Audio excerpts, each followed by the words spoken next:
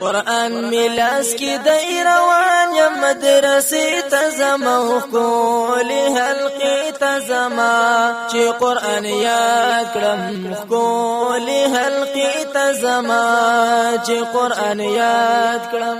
السلام عليكم ورحمة الله وبركاته.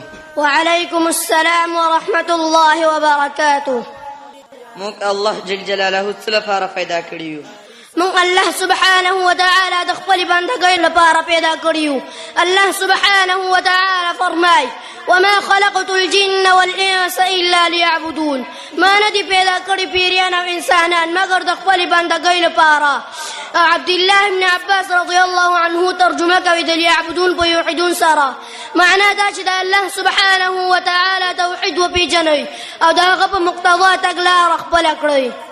السلام عليكم ورحمة الله وبركاته. وعليكم السلام ورحمة الله. بخوشالي تر روان شم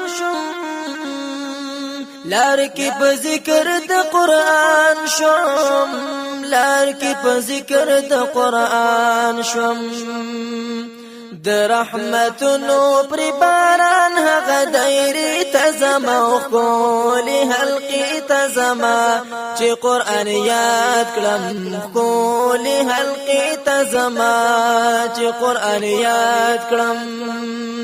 خب خپل وخت غلم کلاستا